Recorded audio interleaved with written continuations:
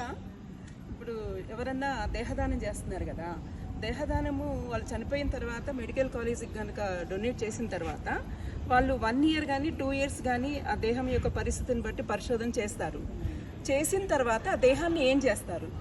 వాళ్ళే ఎలక్ట్రికల్లో ఇచ్చేసేస్తారా, లేకపోతే ఇంకా ఏమైనా చేస్తారా?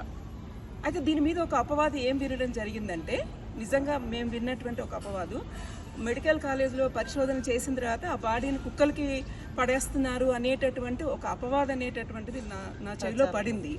దానికి ఆన్సర్ నాకు తెలుసు, కానీ అందరికీ తెలియాలి కదా. అందుకని నేను మిమ్మల్ని అడుగుతున్నాను, మీరు దానికి ఇచ్చే సమాధానం ఏంటి?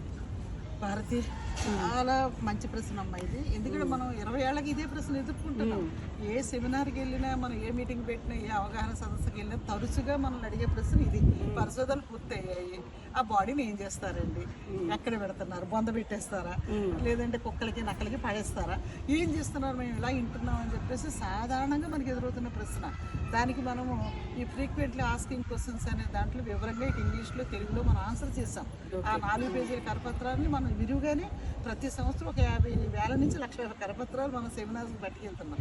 అయినా సరే ఈ ప్రశ్న ప్రజలకు తెలియట్లేదు వాళ్ళకి. అయితే మనం చూసిన అన్ని మెడికల్ కాలేజీలో నేను అబ్జర్వ్ చేశాను, ఒక దేశానికి సేవ చేస్తున్న సైనికునికి ఎంత గౌరవం అయితే లభిస్తుందో అంత గౌరవంతో మెడికల్ కాలేజీ వాళ్ళు ఒక వందనం చేసి, ఒక మొత్తం స్టూడెంట్స్ అందరితో ఒక డే ఉంటుందండి వాళ్ళకి, కేడావర్క్ డే అని, ఓత్ డే.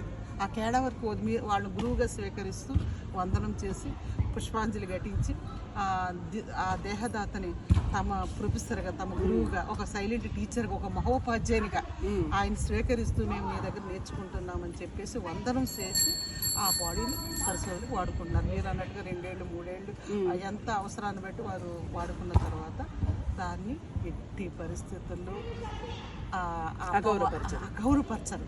అట్లా బయట పడేయటం అనేది జరగదు. నేను స్వయంగా చూశానండి. ఒకప్పుడు ఆ బాడీని ప్రతి బరియల్ గ్రౌండ్లోని, ప్రతి మెడికల్ కాలేజీకి ఉన్న బరియల్ గ్రౌండ్లో చాలా భద్రంగా దాన్ని పూడ్చిపెడతారు. మళ్ళీ 3 నెలలు కరెంట్తో ఇప్పుడు వాళ్ళకి చాలా విలువైన అస్థిపంజరం కావాల్సి వస్తుంది. ఎందుకంటే మనం టోటల్ బాడీ ఇచ్చేస్తున్నాం. ఈ స్కిన్ దగ్గర నుంచి అవసరం, ప్రతిదీ అవసరమే కదా ఈవేళ. అందుకని ఈ స్కెల్టన్ కూడా చాలా అవసరం. ఆర్థోపెడిక్ సర్జన్స్కి నేర్చుకోవాలి, స్పెషలిస్టులు నేర్చుకోవాలి. కాబట్టి దాన్ని ఏం చేశారంటే మళ్ళీ ఆ స్కెల్టన్ తీసుకొచ్చి 3 నెలల తర్వాత ఫ్లెష్ అంతా బట్టలో కలిసిపోయిన తర్వాత చక్కగా రసాయనాలు శుద్ధి చేసి క్లీన్ చేసి మన ఆ స్కెల్టన్ అనాటమీలో డిస్ప్లే చేస్తున్నారు. బాటనీ